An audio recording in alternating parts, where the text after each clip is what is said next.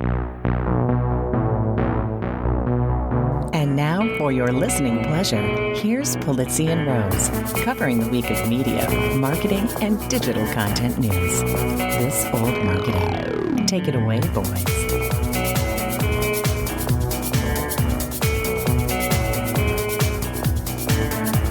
Hello, my friends. This is Robert Rose, and welcome to episode number 337 of This Old Marketing for Thursday, August 18th, 2022. And with me, as always, my good friend, my colleague, and, a guy who was also not buying the Manchester United, Mr. Joe Polizzi. You know what? You would think that he would learn not to do that people take Elon seriously. By the way, what we're talking about, folks, is Elon put a tweet out this week that said he was going to buy Man U, and the stock price went up. What was it, Robert? 17%? It was a lot. Yeah, it was like 20%. Yeah, almost 20%, I think. And of course, then he says, "No, I'm joking." And it's just, come on. He's in the middle of a lawsuit because of that kind of thing. Right. Twitter. It's just, don't you just have to imagine that his lawyers are just like, they come into the office, they've got their coffee, they got their Taco Bell breakfast sandwich, and they sit down at their computer, and then they open it up and just go, sigh. Oh, it's going to be one of those days. It's just, I just have to imagine they're just so tired of what he's like all about. And then they realize, these are all billable hours, so I guess it's exactly. fine. They're probably, woohoo, we get more work to do. But I really, we talked about this a couple episodes ago with the responsibility aspect of being a quasi-celebrity, and Prof G, when he talked about and said, look, when I was sending out to 100 subscribers, it really didn't affect things if I was a little bit wrong or I said something facetiously or whatever the case is, right? Sure, But he says, but now that I've got 200,000 subscribers to this newsletter, I have to make sure I've got fact checkers and I'm correct and I watch what I say. There is a certain kind of responsibility, even though, yes, we all have the freedom to say, or should have the freedom to say what we want. But Elon doesn't feel any of that. He does not care about his effect on other people from that standpoint. Well, that much is true. That much, I think, is empirically true at this point. He is living in a version of the Matrix. Well, it's his own sort of three-dimensional dad joke, right? I mean, that's a good way to put it. He thinks he's being very funny, and everybody else is sort of just rolling their eyes, going, "Okay, Elon, all right then, okay." Well, the problem is you're affecting even so. If you say, "I'm going to buy Man U," you're affecting thousands of shareholders and millions of fans just by saying that. It's just incredibly irresponsible. Or maybe I'm just envious that I don't have $300 billion to, say, he's got no F's to give, right? He really doesn't. Well, what it makes me wonder is it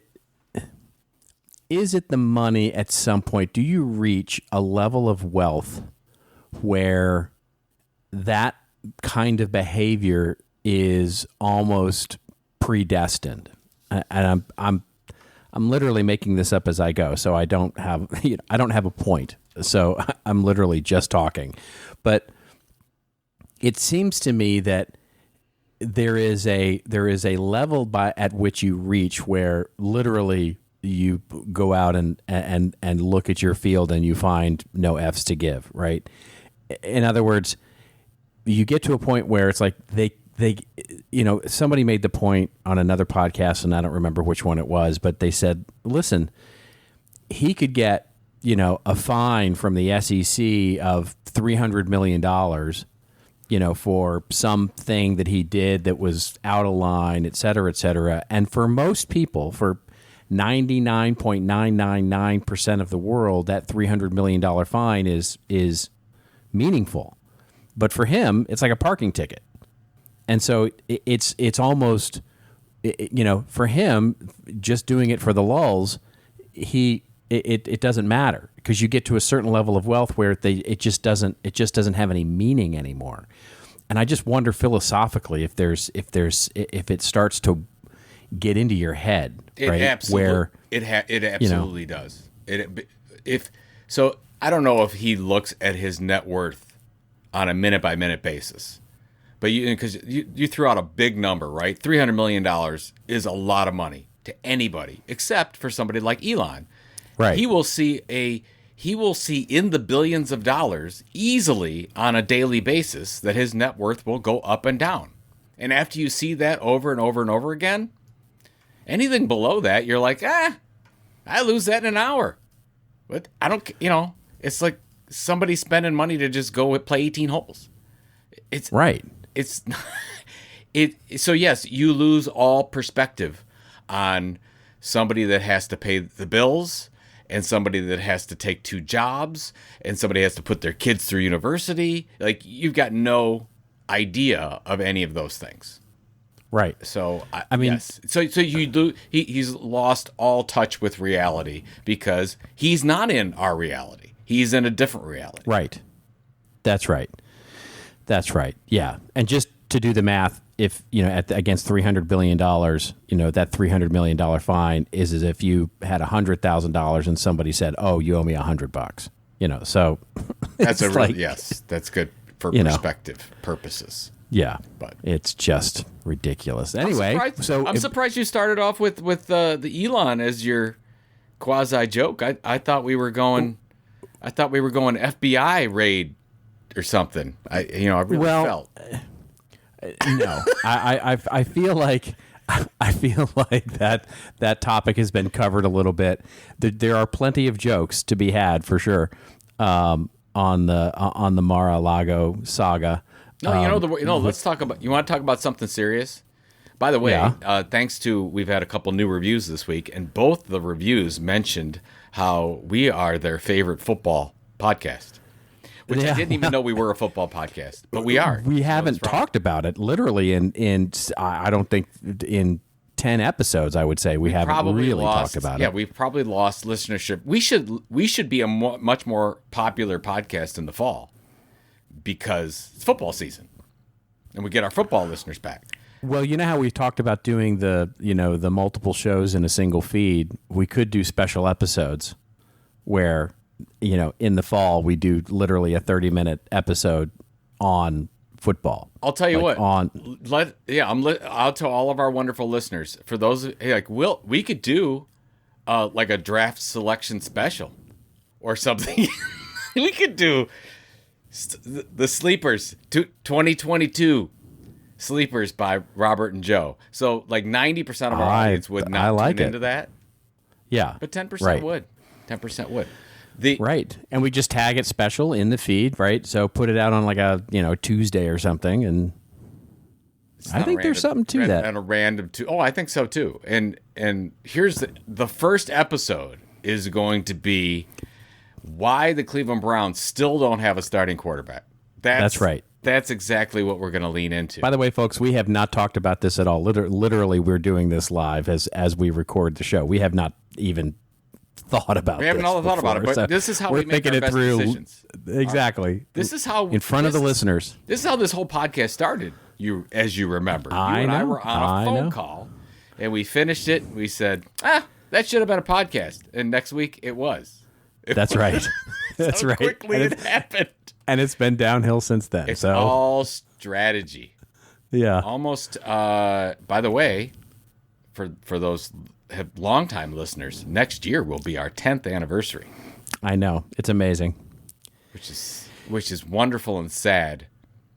Simultaneously. It's not sad. It's not sad. It's absolutely delightful. I was a guest on a podcast this week actually, and they were on their 3rd or 4th episode. They hadn't even released the 3rd or 4th. I was like episode number 3 or 4 for them. And they said, "How long have you been doing it now?" And I said, "It'll be 10 years next year, and we're on episode 337." And they were like, you could just see their eyes go, "Oh, really?" Like, I just sucked all the life out of the room. They were just like, "We have a lot of work to do."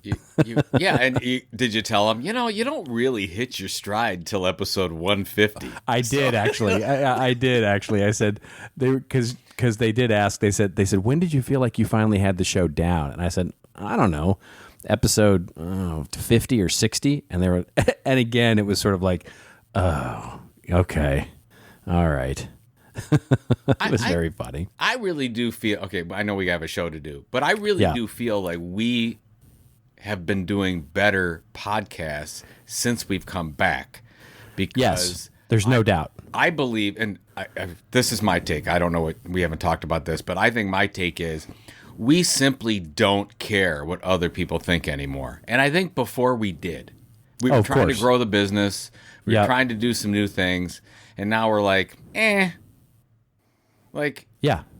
Is it's it let really Bartlett like, be Bartlett, right? I mean, it's that, that's a West Wing reference, but it's it's let Joe and Robert be Joe and Robert. We just sort of said, if people like it, people like it, and if they don't, they don't, and we're just going to go out and be us. And so we talk about stuff that we would have never talked about in the previous incarnation, and I think that's, I think our freedom has really helped. I think. I would agree. And then there's a swarm of people listening to this right now that disagree. They probably say, of course. "Oh, bring back season 2. It was so amazing." Season 2. We're like Game of Thrones. We are season 8 of Game of Thrones. Yeah. Yes. Bring back the Disney Apple prediction show. That was my favorite back in '02. Yeah. I guarantee you our audience does not say ought to. I do. Back in 1922. No, I do that with my kids all the time when they talk about anything before 2010 and we did something or we went to a theme park or we went on vacation. I say, that was in '08. Yeah. And they're like, they just look at me. They don't even have to say boomer.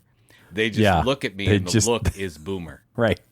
The audio comes out of their head. It's like a little thought bubble. Boomer. Okay. Last thing before we get on the show. I went to see minor league baseball the other day with my wife and a lovely couple friends of ours.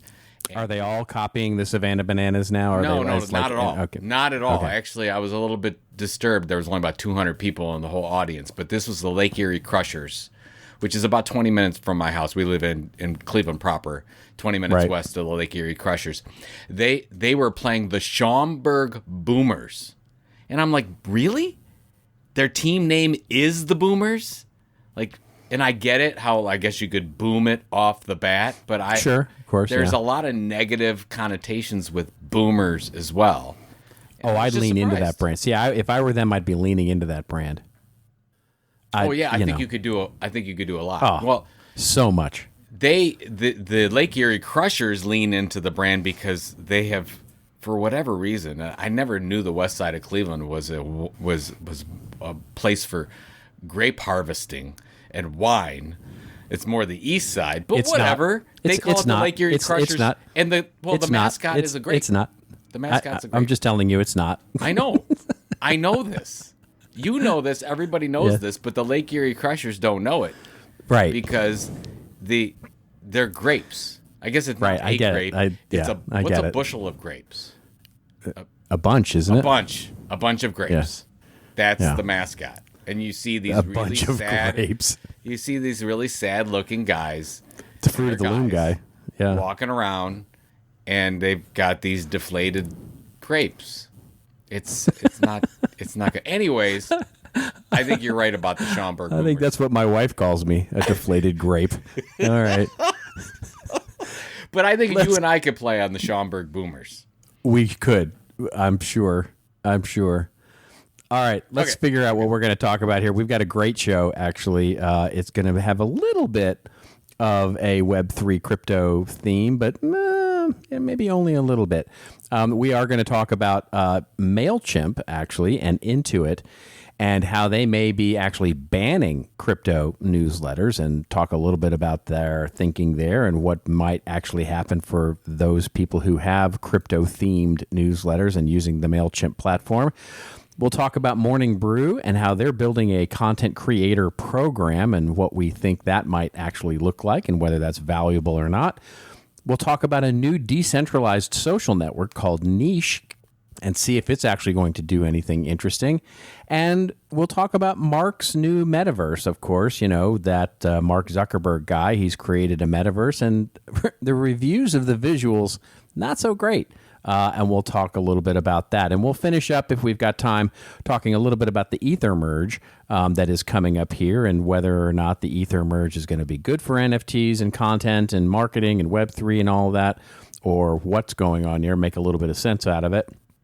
I'm going to have a little bit of a commentary on one of my absolutely favorite all-time magazines finally coming back to print after 30 years.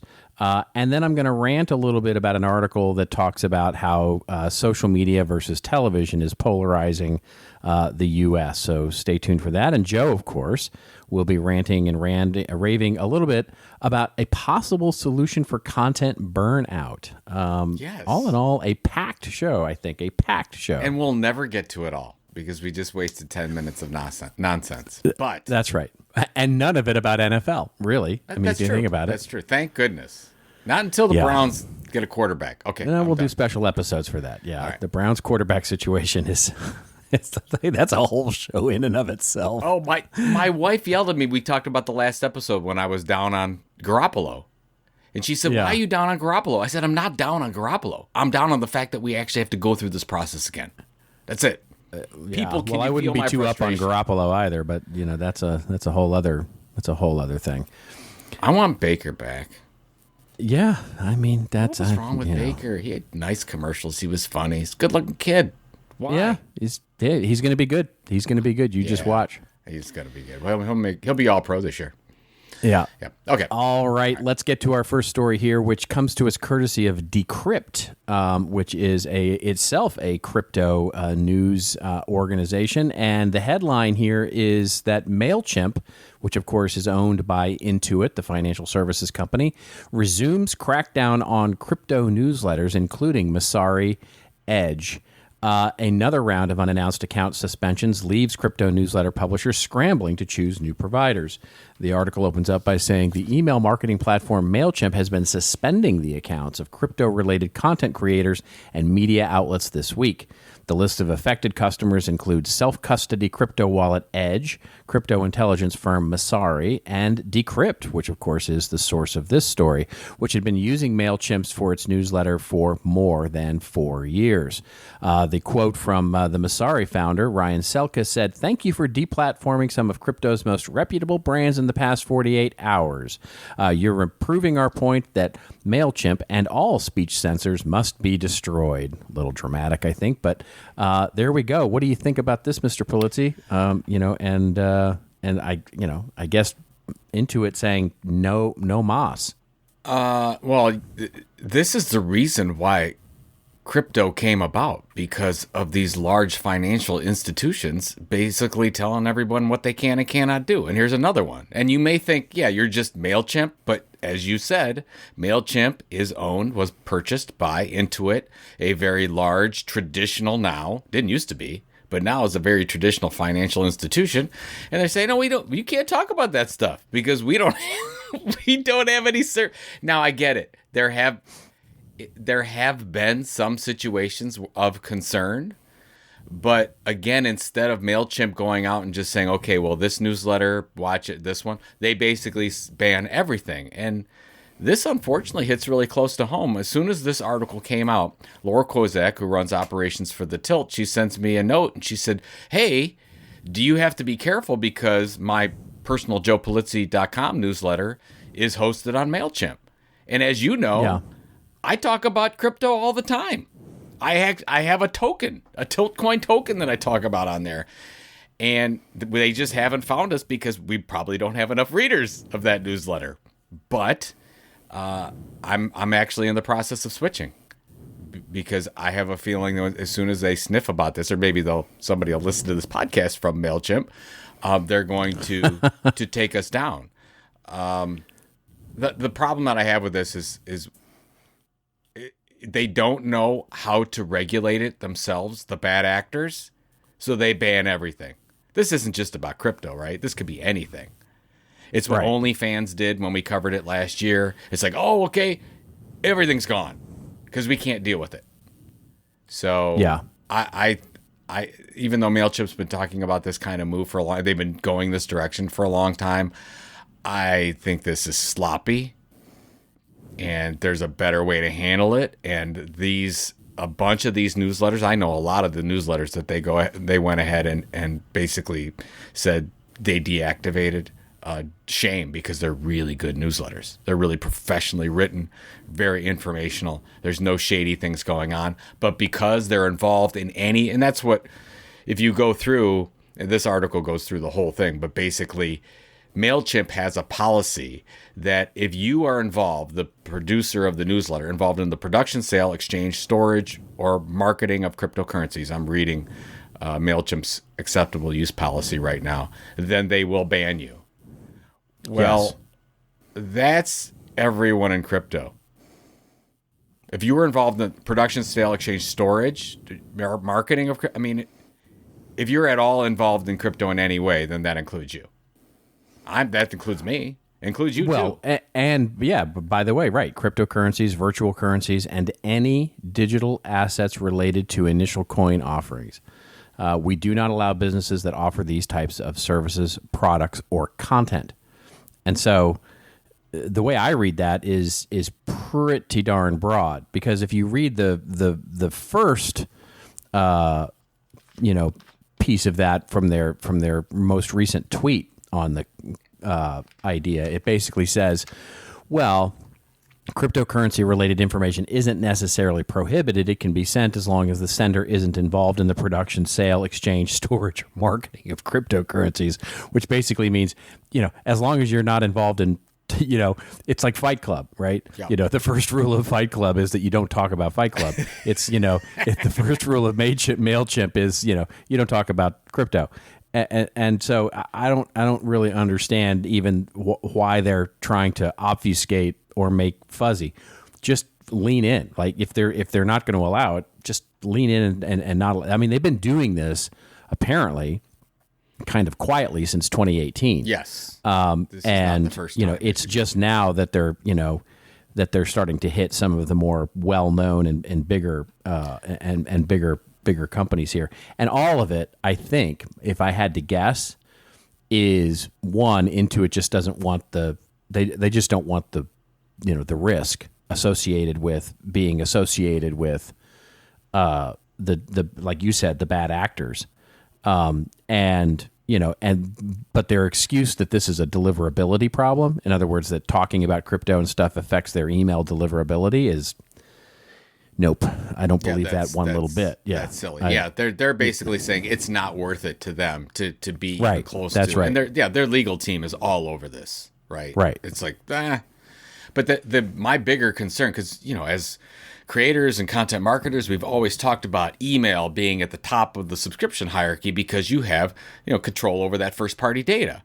The challenge with what Mailchimp did with this, they didn't even let them back into the account, so I could get my email addresses and I could port them out. So I'm concerned that with the random newsletter, my newsletter, I'm like, how quickly do I need to move on this? Because tomorrow they could ban me from going in and I don't have access. And that's almost feels like it's a social network. What's something Twitter or Facebook would do. Yeah. So it's scary. I go down the rabbit hole and I'm thinking, okay, well, we've always been saying email providers, but still email providers are centralized. They do have control over this. You have to be concerned. That's where there's maybe down the road, there's going to be another blockchain option for this, that we have some more control over it. And then the last thing I'll say is, when this article came out, I reached out to my friends at Beehive as well as ConvertKit, and they both said something to the effect of, we welcome all crypto publishers and creators of course to our email marketing services. So they're all rubbing their hands saying, they're let's go. Please. Well, they all jumped on the Twitter. Man, I'll tell you what, when you saw a lot of these crypto experts with the newsletters and they were getting on Twitter and they said, oh my God, they blocked me out. What do I do? Boy, you saw all the service. By the way, Constant Contact, I've heard, is in the same boat as Mailchimp. They don't. So you have Mailchimp and Constant Contact on the one side, and then you have everyone else that right now is saying, Well, it'll be interesting to see how some of these other companies, especially a company like Salesforce or other large institutional providers of email services, react to this kind of thing, right? Because, Salesforce is famously going down the crypto road, launching an NFT program and all kinds of things. It'll be interesting to see how those kinds of things. So it seems so. It's almost like in 1990, if you were 95 or 97, you were talking about the internet, they would ban you. Right. I mean, that's right. I get it that they think that people are going to pitch suspect cryptocurrencies, but it's such, as you said, it's such a broad paintbrush they have this with. It's almost like if you're involved in it in any way and you talk about it in any way, oops, you're done. That's right. So, whatevs.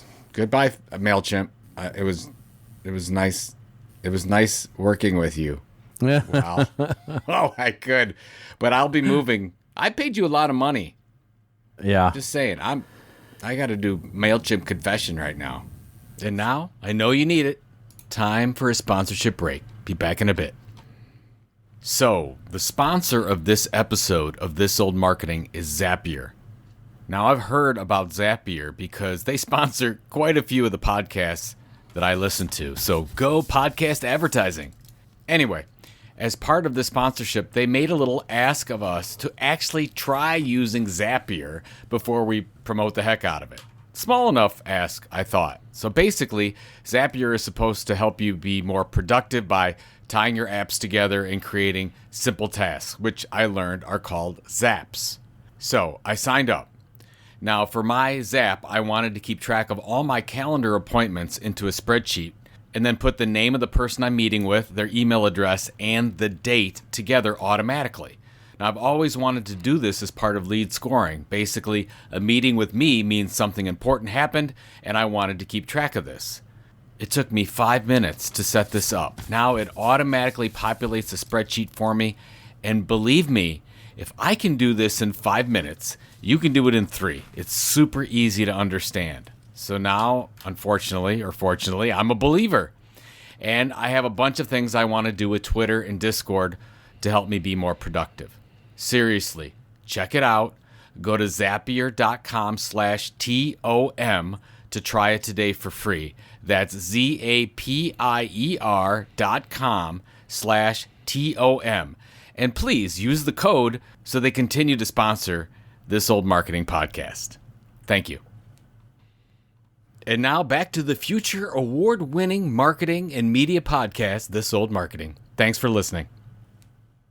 Mailchimp confession. All right. That's our cue to move on to our next story, which comes to us courtesy of Axios, somebody who's not banning crypto from their vocab, which is the Morning Brew crew. They are apparently, as the headline says, Morning Brew building a creator program. The article opens up by saying Morning Brew, the business media company that caters to millennials, has launched a creator program that allows independent personalities to work for the company full-time while maintaining separate and distinct products and brands. The program will help Morning Brew expand into niche areas like personal finance, entrepreneurship, and productivity, said Austin Reef, CEO of Morning Brew. It will also help the company continue to expand into business verticals outside of newsletters. The company currently works with 7 creators, all of which are on Morning Brew's payroll full-time, but the CEO has declined to provide details on how the creators are being compensated differently from full-time reporters, but he alluded to the fact that they each have unique deals. Some creators, including Katie Gotti, a 26-year-old podcaster and personal finance writer, have brought their existing brands to Morning Brew to grow them with the support of Morning Brew's infrastructure. The article goes on to talk a little bit about some of the other ones, and basically talking about how, in the bigger picture, traditional news companies are really struggling to find this right balance between elevating their own brands and the brands of the journalists that work for the company. What say you, Mr. Polizzi, about this from the content creator's perspective? Yeah, I first of all, I don't know if this is really news. I mean, we've known that they've been doing this. By the way, this show covers content from a media operator all the time. That's Jacob Donnelly. And Jacob Donnelly, as far as I can tell, has this deal. He works full-time at Morning Brew. Right. On the I think of the B2B side. And also has a media operator email newsletter.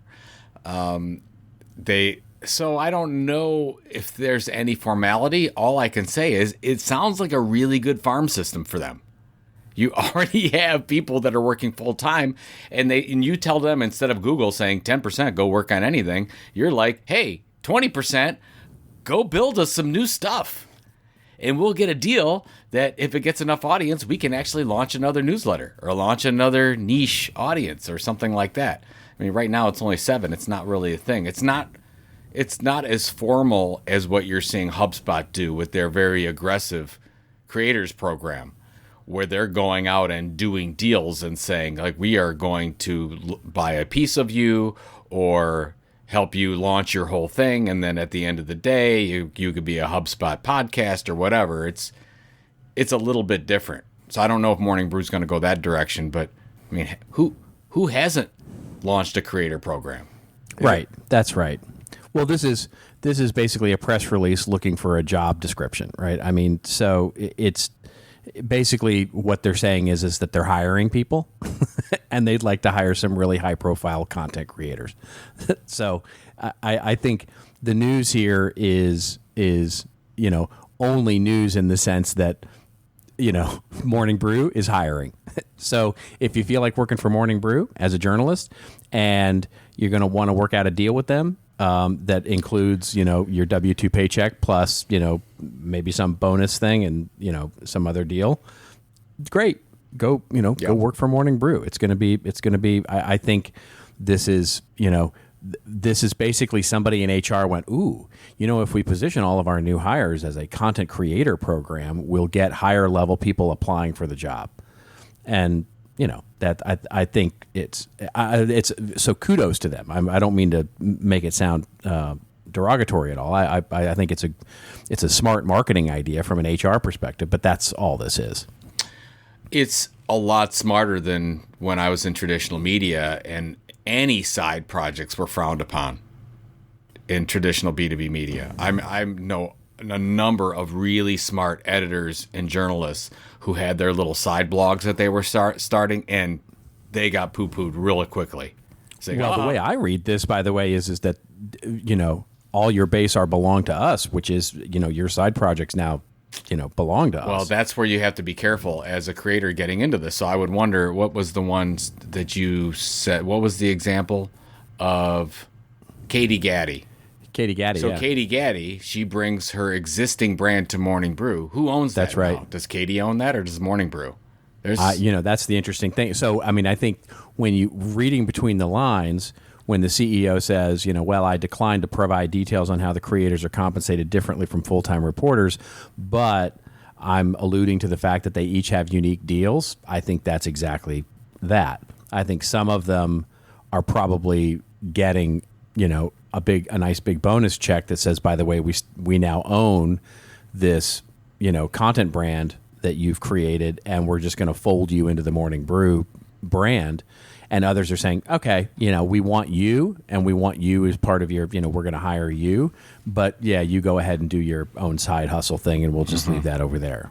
And that's where it's tough, right? Because you're looking at these large media companies or tech companies that they're dangling this beautiful golden carrot in front of you, saying, oh, you can come over here. We got the infrastructure. We got the marketing. We're going to get you all set up. It's going to be wonderful.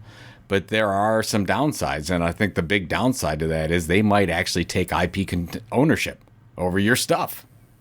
So yeah, which is not, by the way, which is not necessarily a bad thing. Yes, you're right. If you're looking to flip your very small little business that you've built and want a full-time gig, right? And you're ready to rock and roll, But I think to your point, which is you got to be careful about going into this and go into it with eyes wide open, that they're not looking to amplify you.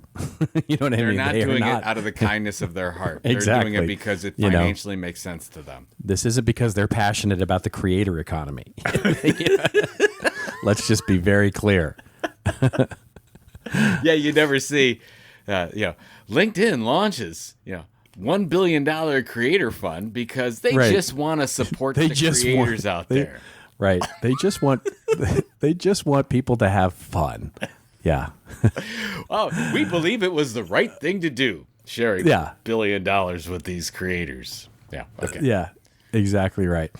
All right, let's move on to our next story here, which is a good one, actually. This comes to us courtesy of Fast Company, the sort of juggernaut of investigative journalism. I don't know why I'm ragging on Fast Company. You don't like Fast Company. I find Fast Company very puffy these days. It used to be sort of a little more biting and critical, but it feels like all of their articles are so puffy these days. Anyway, the article opens up by saying huge advertising-based general-purpose social networks aren't the high-growth cash cows they once were. See, already, I'm going, yes, they are. Yes, they still are. They really very much are. Anyway, as Facebook's recent growth numbers would suggest. Anyway, many consumers, it turns out, says the article, would rather spend their time watching short-form videos than sharing memes and hitting like buttons. And new restrictions on user tracking have made it harder for mass-market social networks to target ads. The founders of a new social network called Niche believe the next generation of social networks might cater to online communities formed around more specific interests, such as hobbies or creator businesses. I think the first run of social networks was to connect everyone en masse. It's your high school friends, your family. It's a very large swath of connections and with very little in common, says Niche CEO Christopher Gulzinski, who formerly held C-level positions at both Tinder and Bumble.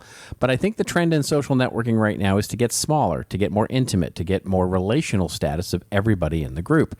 So, on the new Niche app, which became available in the App Store Tuesday, you would find groups formed around rock climbing or around people who enjoy collecting Star Wars memorabilia. Eventually, Niche will host groups based on many different things, including music artists, business events, etc. Importantly, Niche will not make money by showing ads to people in the groups, points out CTO Zavan Nahapetian. Wow, I'm going to butcher that last name.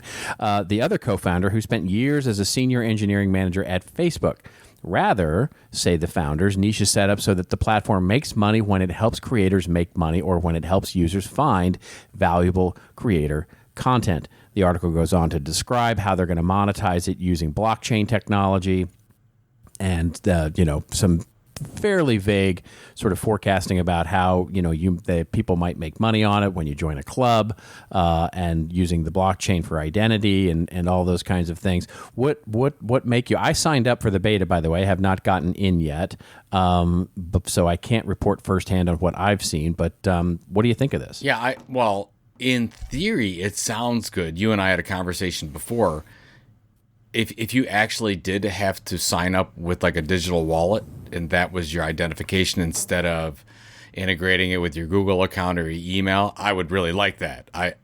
That would be advantageous to get away from the email address and then you just give them whatever information you want. I like the fact that, hey, they could build this whole economy with a token. That could be something. I don't know if creators could leverage that, but also if you're a creator on there, then it's not really your token. Is it all grouped together? I have so many questions. I don't even know how this would work.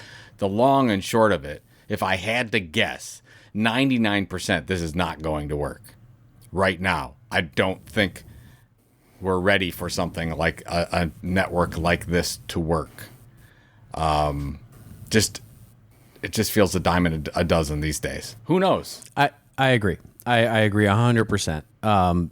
And it should be noted that when I signed up for the beta, the first thing I had to do was give over a cell phone number that could get a code to be able to, complete my application to get in there, which didn't include, by the way, any other personal information. Just it wanted my name and whatever I wanted my quote unquote username to be, and so it was maintaining that I was who I said I was, in terms of not a bot, basically, by associating it with a cell phone number. But I have no idea if that cell phone number is going to become my unique identifier in their database, which would allow them to do, all the, hashtag all the things when it comes to ad targeting or content targeting or, tracking my behavior on the site, et cetera, which to me, I get it. I think, and I don't disagree, by the way, that I think, so Facebook for me, quite honestly, is probably 80% of the value I get out of Facebook. Maybe a little less than that. Let's call it 60% of the value I get out of Facebook these days is the groups that I belong to that are, affinity groups, right? Whether it's my SoCal hiking group or my writers group, or, at one point there was a speakers group I was a part of, and marketing groups that I'm part of. And, almost all of the interaction that I have on Facebook is through groups, through private groups. So I get it, and by the way, the other 40% being, seeing pictures of my nieces and nephews and, family and, friends and on their vacation and pictures of their dog and stuff like that. So I see the need for this, but I think you're right. I don't think anybody's ready for signing up with a wallet yet. I mean, the number of people that I know in my personal sphere that have digital wallets right now is small. It's which is why they ask for your cell phone number, right? Of course, not anything else at this point. But that's right. But so just take this show. We've covered. Okay, what shall I do with it? No, but in these types of networks, new apps, we've covered 2 in the last 2-3 years. Right. That have gotten any traction at all. The 2 are Clubhouse, and the second one was Be Real. And the Be Real one is that. So of all those new products and new networks that are launching, there's only been a handful, very small, that I've actually been able to break through outside of the new stuff that Twitter and Facebook and Instagram, and Google, they're all just, they've got their, I mean, how many do we need? It's very hard to break through as an independent. Well, I think you have to displace one right now. You're now in the market saturation where I mean, that's what TikTok is doing so successfully, right? They're not adding on to the number of social networks that you spend time with. They are displacing 1 or 2 or 5, right? And so that's what you have to come in and do, is you have to come in and displace. And so when you're launching something like, this niche network, which again, I think the idea behind it, that they're going to focus in on affinity groups, is an interesting one, which is, arguably what, Clubhouse should have done. Yes. And try and displace groups, because the group experience on Facebook is better than the group experience on just about, the communities thing on Twitter is kind of lame, I think. And the group experience on LinkedIn is not good at all. And so the Facebook one is probably the best, but it's probably also the easiest to displace right now for consumer-oriented focus, right? Because Discord, quite honestly, has done a piss-poor job. I mean, Discord is just awful. And now, and I can say that now as a heavy user of Discord, it is not good for those who are not into sort of that kind of interface. But so I think there's an opportunity to displace social groups online and create a great, set of places for tribes, quote unquote, to collect and communicate and have fun and get interesting information from each other. But I'm not sure doing it through a wallet is the right approach. No, I would agree. Not yet. But I think maybe you might have a point, Robert. Oh, it's hard for me to say that. Because of the fact that you have Instagram going away from social networks to content discovery. Because what's TikTok? TikTok's not a social network. It's a content discovery platform. It's like YouTube. Yeah, it's like YouTube. Yeah, exactly. Yeah. And who are arguably right now who are the most two successful right now is TikTok and YouTube.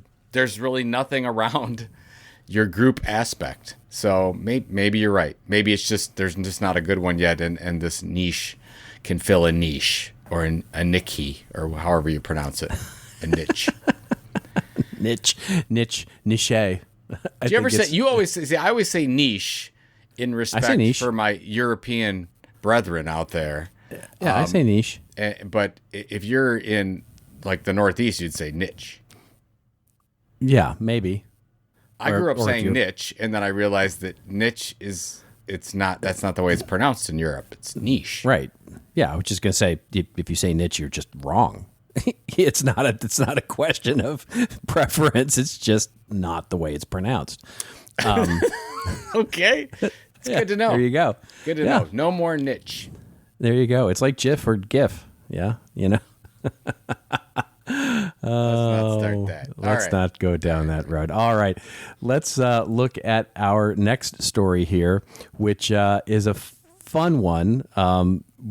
It comes to us courtesy of Forbes, of all places, although there are a number of places that are actually reporting on this. The headline is, does Mark Zuckerberg really not understand how bad his metaverse looks?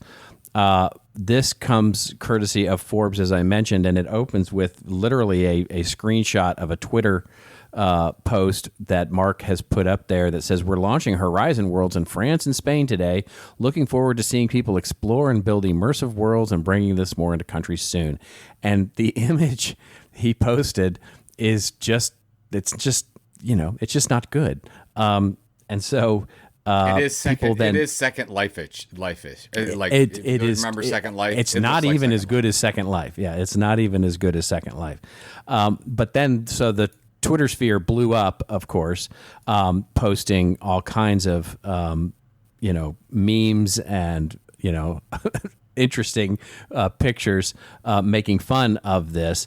But basically, the article goes on to explain how the metaverse that he's building is just, I mean, if I had to put a headline on it, it would be that 1998 called and wants its metaverse back.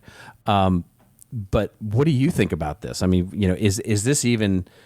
I mean, they're putting so much money into this, and so much of their betting the company on this. You would think that every single thing they put out would be amazing, right? I mean, you would think that they've got to build excitement for this, and they're just not. Well, okay, I'm going to continue to assume that regardless of some of the things said about Mark Zuckerberg, he's probably a brilliant person. He's very intelligent. Oh, I have no doubt about His that. intelligence is probably off the charts. Yes. So that doesn't mean he's a good marketer. No, but this can't be what Mark Zuckerberg thinks the metaverse is. This can't be. And by the way, from what I've heard about Horizon Worlds, which is their metaverse platform, if you will, it's not doing well at all. No, it's like not I've getting heard the same. anyone. So so why are they launching in France and Spain today, which is the whole thing, when the one in the U.S. isn't doing very well? Like, what am I missing? So no, I think the metaverse. That my idea of a metaverse, when somebody asks me, they're virtual worlds like Roblox, Minecraft, Fortnite. Those are the things that I think about. And it's not, I'm going to take my digital self and do a fist bump with Neil deGrasse Tyson, or whatever he was doing. Which looks just hideous. That they're trying to fist bump. Both wearing Oculuses, apparently, in the real world. Yeah, I don't get it. What's going on? Zuck. What's Zuck doing here?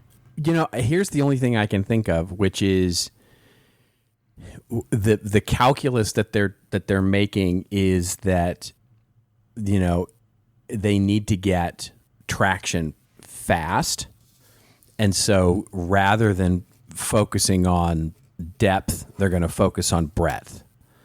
And so, in other words, it's almost the literal, this happens a lot in marketing when you've got a new product, right? Do you go wide and broad and figure out where the market is? Or do you spend the time to be wrong in certain cases about where your market is and go niche and deep? And it's a classic debate, right? With any new product is how do you roll it out? And Apple is classic at this, right? when Apple first came out with their all of their products, they were extraordinarily niche. Basically the old joke was that you only had an Apple if you were in college, if you were in education, or you were an artist. That's it. All the business people, every other person on the planet, and this was true, used a Windows PC. But then what nobody noticed was that Apple quietly sort of began to become this sort of product that creative people used and that students used. And when those students became business people, they continued their loyalty to the brand and so on and so forth. And that's how they grew their marketing base. Now that's an overly simplistic analysis, I know, but for the sake of time, this is the same kind of thing we're looking at here in the metaverse. Yeah. The choice is you build something beautiful but small and go after a very niche market and try and develop depth and real differentiation in that niche market, or you go broad and you try to make yourself McDonald's. And that's the I mean, they've clearly chosen the latter and are not even doing that well at that, right? I mean, they're building McBurgers and nobody's really enjoying the McBurgers either because it's just not that good. So the last thing I like the author's comment on this article that just the last paragraph, first sentence, last paragraph says this is just embarrassing. I think that's right. That's how I feel about what's going on because I don't really understand it. But the final thing that I'll say is, if you look at the amazing book Snow Crash or Ready Player One, when people go into whatever the metaverse is, they don't look like themselves. Nobody wants to go looking like themselves. Right. So why is he going looking like him?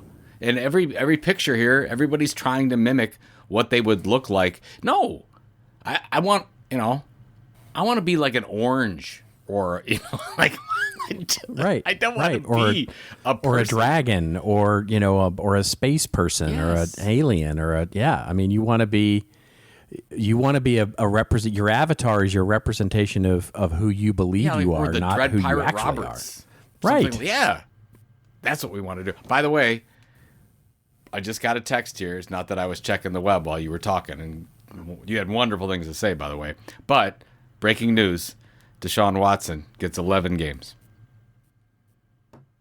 So a suspension, 11 game suspension, and has Deshaun Watson 11-game suspension, fined and has $5 million, settled personal conduct case with the NFL. So it's done. It's now done. It is a done deal as of 12:04 Eastern Time. August 18th. So who are you going to sow? There you go. So who do you think starts? I thought it was Jacoby Brissett. I thought probably will be, but will be. Yeah, that's what I think. I think they're hoping that Jacoby Brissett can go 6-5, and then right, and then Deshaun's going to come in and Deshaun's going to come in and go 6-0, 0-5. Or 5-0, right? Yeah. Anyways, I just wanted to throw that information out because at the beginning of this podcast, people would be like, "Oh, he didn't hear the news." Well, we just heard the news, so there you go. Yeah. To get that, I have no feelings either way about this. There's I'm all out of love. I'm so lost. I'm all out of love. I can't live without you. By the way, one of the greatest albums of all time. It is a great album. It is Air Supply's greatest hits it's Air Supply, right? Yeah. Incredibly underrated. It is. Oh, absolutely. One of the great songwriting bands. Moves me. I'm not too proud to say that album. It moves me. Oh, that was in the 80s. I wore that album out. Yeah. Breakups with girlfriends, it just, Yeah, but the good news is, good or bad, it could be the most amazing news that ever happened, or it's your worst day. Air Supply. Air Supply. Okay. There you go. Air Supply. Okay. Yeah, it's good. Yep. That's yacht rock at its finest, folks. Oh, my really. They're almost to the next level of yacht rock. It's like Zuck's metaverse version of yacht rock, whatever that would be. Yeah. Air Supply. There you go. There you go. All right, I'm calling an audible here, and we're not going to talk about this ETH merger on this particular episode. I think we should just we'll put it in the show notes. How about that? Absolutely. There's a great article it's from. It's a big deal. Yeah, it's a big deal coming for anybody who's interested in Web3. If you're not aware of it, if you're already into Web3, you already know this has been in the works for 6 years. But it's supposed to be coming in mid-September. But there's a two great explainers that we'll link to in the show notes for that. So now we get to our rants and raves, where Joe and I go off on a little bit of a rant or a little bit of a rave over something that we love and makes us feel like we just skated around and found a starting quarterback, or those of us who are finding that we have an 11-game suspension ahead of us. What do you think? Do you want to go first? I have two quick things, but okay, you go first. Mine's I worked on this article yesterday. I did a podcast on the Content Inc. podcast about this content burnout thing, but I wanted to bring it up here because, well, first of all, I've been getting a number of emails from creators that are at that stage of content burnout. They're really struggling right now. I don't know if it's just because of everything going on or it's just the regular process. It is a very challenging thing to put out content on a regular basis. At the same time, and I'll put this in the show notes, there are a number of creators, like big name creators and streamers, that are coming out and saying, I need a break. So the one that I'll put in the show notes is from a woman named Pokimane. She's a very popular creator on Twitch, and obviously Pokemon stuff, I would think. I'm not familiar with it, but basically she said, I got to take off. I can't do this anymore. I need to do a mental reset. I'm paraphrasing, obviously. And so I need proper breaks that are important to one's health, and they wanted to take some time off. Now, you and I know how important consistency is, and we talked about this before the show as well, where it took us years to get our audience back after you and I, well, mostly because of me, after I took my hiatus. And we came back. So we left the show at the end of 17 and came back in 19. So what were we? Over a year, right? When we were off the air? Just a little, like 14 months or something. 14 months. And it took us a long time. And there are still people out there that don't know we're back.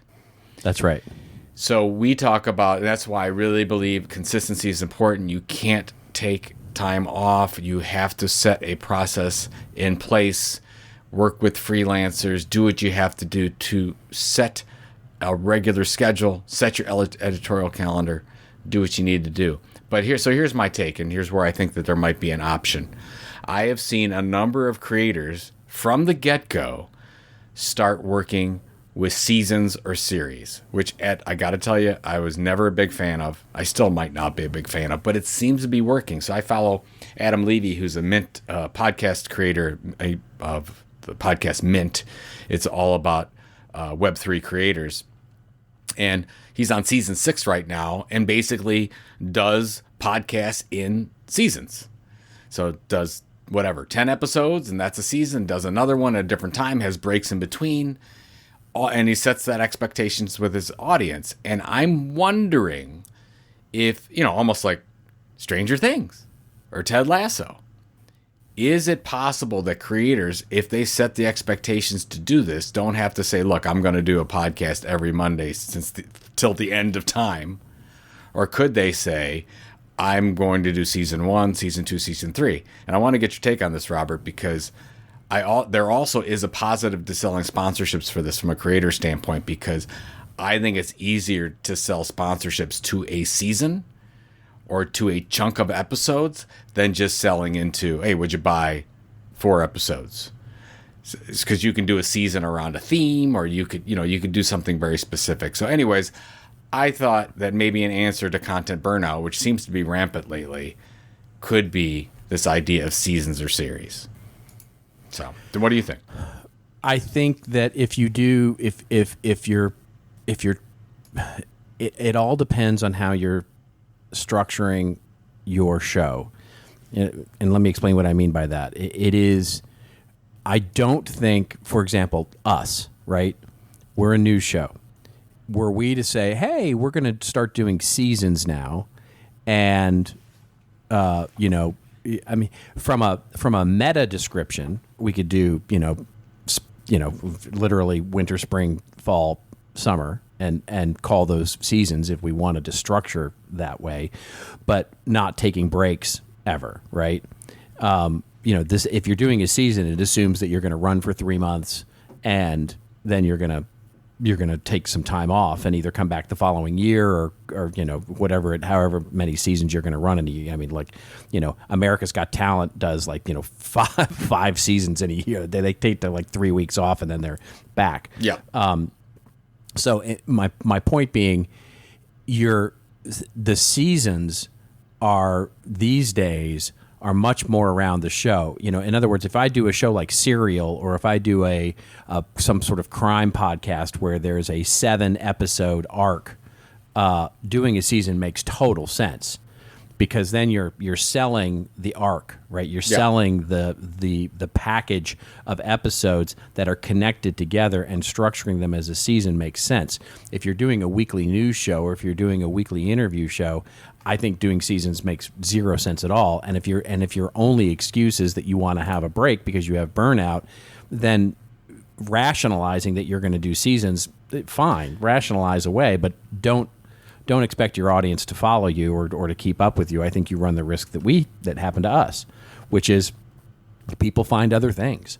What you're trying to create with seasons is digital scarcity. You're trying to create the idea that I'm creating a package story that is only going to run for 7 episodes, and then I'm going to do something completely different, maybe in the same vein, maybe the same kind of story, maybe something completely different. But the reason that you subscribe is because you're interested in the package, not the individual episode. By the way, I'm episode 8, which they call chapters in Sandman, and probably next week will be my rant/rave. I'll tease it that way on Sandman as a series. But I have to tell you, and this may project a little bit of where I'm going with this, Sandman is a huge piece of work that you could break up by seasons. The real question is, how are you chopping things up? Yeah. And so that's where I think I land on your topic, which is, if you're only doing it to rationalize the fact that you want to take a break, that's fine, do that, but don't expect the audience to follow you. No, yeah, you're right. And I think with a news program, absolutely. But as you know, and I'm gonna rant a second about Prof G. He has episodes, so he decided to take August off. Yeah. So he's filling his episodes with other interviews and things like that. I think they're not nearly as good as what he was doing. I think they're lackluster episodes. I would rather him not do it. Take the month off. Set the expectations that you're coming back. You might risk losing, but I think for quarterly magazines, we used to run them as special, like everyone was a special episode. You could do that in almost everything except for news. You could position. So I think your point is valid. But I like your point. We've done it. I mean, look, we've done this for 10 years. But not as an excuse to say, oh, I got content burnout, but to say that if you position it this way, you might not have content burnout. That's right. If you do this, it's right that what you get is the benefit of thinking it through and planning. Yeah. You and I, every year, we definitely take time off during the holidays, right? Pretty much the month of December. But we plan for it, and so we do special episodes that run either the week before Christmas and the week after Christmas, and sometimes even into the first week of January, depending on where we're going to be vacation, holiday-wise, et cetera, et cetera. So there's new content available. There is a new show available. It might just be slightly different than our normal show. And what we attempt to do is not just fill the time. I think that's the problem you're having with Prof G, is that he just picks some old stuff and said, run that while I'm gone. That's how I felt, because I'm like, I started listening. I'm like, oh, geez, come on. Yeah, that's right. I agree. So, but planning ahead and then allowing ourselves the time to take away, I think that, you're giving the audience new content. I don't know how many times we have to say this. The one thing that we've learned over doing this for 12 years is consistency is way more important than anything else. It is just the consistency that keeps your audience. It is it. You can have a bad show. You can have 2 bad shows. You can have a bad blog post. But if you're not consistent, you will lose them. I think that your people underestimate time. Yep. Like you just if you're around long enough and you keep delivering, that's the best predictor of building an audience in a business. The issue is most people just don't make it to 2, 3, 4 years. They just give up before then. So, that's right. Yeah. That's right. All right, you have rants and raves. I do. Yeah, I do have I've got a bit of a rant and then a huge rave. So my rant, just to get that out of the way, is an article that we'll link to in the show notes coming from theconversation.com. Interesting site, by the way. I wasn't really that familiar with it. Somebody sent me the article, and the headline was basically, "Don't be too quick to blame social media for America's polarization. Cable news has a bigger effect that this new study has found." And basically, you can go read the article, but the study, basically the headline is that the study suggests that television, not the web, is the top driver of partisan audiences and the segregation among Americans. And so they have 4 findings, basically, in this very long article of the research. So finding number 1, they say that 17% of Americans are politically polarized. I don't think that's a surprise to anybody. Basically, 8.7% to the left, 8.4% to the right. Basically polarized on the extremes based on their TV news consumption. And then what they say is that's way more than in online. Okay. Research finding number 2 was that the TV news consumer is much more likely than web consumers to maintain the same partisan news diets over and over and over and over time. Finding number 3, basically more, it's not just left and right, that there is what happens is that there are 7 broad buckets of TV news. It's not just, Fox or MSNBC. There are these archetypes that they find along the spectrum where these TV audiences are gathering. And then finding number 4 is that Americans are actually turning away from national TV news. Generally speaking, people are turning off TV news, broadcast news especially, and moving into the cable news or sort of these extreme areas. Basically, then they bury the lead, I think, and they basically say there's this counterintuitive finding from all of these findings that the overall TV news audience is shrinking, but partisan TV news is growing. In other words, they say the audience as a whole of the sort of the radical extremes is in the process of being distilled. This, to me, is the key thing in the finding of the study, because if you just read the article, you come away with the idea that all these audiences are the same, but TV's doing more polarization than online. I don't think that's true.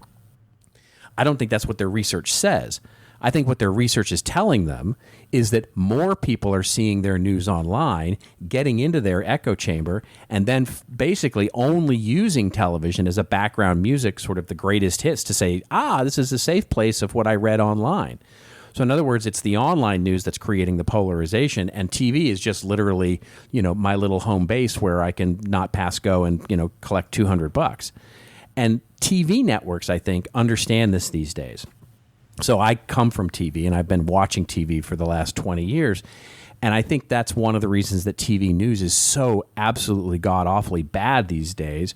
And actually, this is even more insidious than what the research is presenting in this article, because whether it's CNN, MSNBC, Fox, any of the other news networks even down to the local TV level, they've stopped pretending that you watch to be informed. They've just full on stopped pretending that that's the reason you're watching. The entirety of television news now is to be your safe place, where you can watch the others. It's not you, it's the others. The others are coming for you. It might be climate change, it might be Republicans, it might be crime, it might be the FBI. Whoever your current horror clown show is, they're coming for you. And so you have to be sure to tune into your safe place so that you can continue to make sure that you know that we're here for you. We're your safe place. And we've got a subject matter expert celebrity who can tell you exactly why you're in your safe place. So where does that leave us? Well, it leaves us, to me, my only option is, quite honestly, to turn off television news. I have stopped watching it full stop. I mean, I watch the local news for the weather and to see how the Dodgers are doing and see how the Lakers are doing, and then I turn the news off because I have just found it to be completely unwatchable these days in terms of getting any level of information as we used to. And so that's the only way I can think of to deal with it, because this is a big problem. But it's not that TV is causing it and social media isn't. I think social media is the root cause of this, or a root cause of this. And I think TV is just capitalizing on that and becoming sort of tribal, safe places for this polarization. So that's my rant. Did you say something around your own personal horror clown show? Is that I was right? thinking like that's brilliant. That's a string of words. It's like that right? Very It's like nice the little together. balloon. It's the balloon coming out of the gutter there, if you will. Yeah, if you will. My rave, if you will, very quickly is, so when I was a kid in the 80s, late 70s and 80s, my favorite, so we've talked about Rolling Stone on this show before, but my favorite rock and roll magazine was Creem. And Creem, for all of you kids out there, was really a rock and roll magazine that, it's the magazine that introduced the term punk rock. It focused in on heavy metal, rock and roll, punk rock, new wave, sort of, true rock and roll. And it was just an amazing, wonderful rock and roll magazine, and I loved it as a kid. I absolutely read it. It was wonderful. They have announced they've had a website for a long time now. They basically brought back the editorial website, which has all the archives, by the way, of the old magazine, and you can actually pay for subscription. But now they're bringing back the print of Creem and the print version of Creem, and I couldn't be more excited. I think it's just awesome, and I'm excited to subscribe to it and get it again, because it was great as a kid, and I'm hoping it's going to be great as an adult as well. Nice. I can't wait to see it. Yeah, absolutely. Launched a lot of careers, it seemed. Or helped to launch. Yeah, it's crazy. Yeah, I just watched the documentary on. I'm blanking on his name right now. The Rolling Stone editor and writer, and that was pretty good. It was a pretty good documentary. So, what do you got going on? I'm in the middle of white paper. I somehow got ensconced in like 3 different thought leadership papers that I'm writing at the moment. So I am just fully embedded in Microsoft Word at the moment. So that's going to be my next few days, certainly until next week anyway. How about you? Well, I'm working on my content marketing world keynote. Ooh. Yes, so I'm doing that, and I should probably do that too. You probably need to do that too, because I think you have a keynote on Wednesday, and I have a keynote on Thursday. Yeah, and I am planning to go to the Browns' home preseason opener this weekend. Dun dun dun. And Deshaun Watson's got to perform better than the one for. Is he allowed to play? 6. He's not allowed to play. Preseason, he can. I thought. Yeah. Well, maybe now that it's been handed down, but it would. They don't care about preseason games. They would only care about. I see. So. Yeah. Okay. Anyways, so yeah, that's what we're doing. We saw the Guardians play yesterday. They had a big comeback win. Nice. Very excited about lots of baseball. Now we're getting into football. My favorite season. Yours too. So it'll be fun. Yankees look good this year. Boy, holy smokers. All right. Well, that is it. So we will be back again next week, I guess. Wow, it's just amazing how this year's. Yeah, folks, maybe. we definitely will be back next week if I can find the time. Exactly. In the meantime, as we decide whether we'll be back next week or not, and you want to get all the goodness of this podcast, the show notes, the links to everything we talked about, or dive into any of the other 336 episodes, why don't you just get on over to our website, thisoldmarketing.site. Remember, we are still taking reviews. We will still pay you with Idea Coin or with Tilt Coin. If you give us a review, we'd love it. They keep coming in, so we're just going to keep asking. You all want your Tilt and Idea Coin, and we are going to deliver. That's right. That's right. Give us some reviews. Send us an email on thisoldmarketing.net, and we will deliver, and we have delivered. And by the way, save yourself some time. Like when you send us saying that you've done it, we pretty much trust you. But I mean, you can show us with the links and all that, but we pretty much trust. So just go ahead and include your rally. Just don't wait for us to. You're going to need to include that rally ID so that we can actually give you the stuff. So there you go. Go ahead and do that. Yes. And then also hashtag us up. Thank you to Heath Dingwell for the wonderful curated feed. It's on episode 15 now. I love the fact that he's putting it into episodes now. That's very funny. And also to Igor Bialabradok, who also had some show notes this week, which were great. And all of you who have sent in wonderful hashtag #ThisOldMarketing on Twitter show ideas. We love those. Keep those coming because they do help us program a show that you want. And until we see you next week, remember, it's your story to tell. Tell it well. See you next week on This Old Marketing.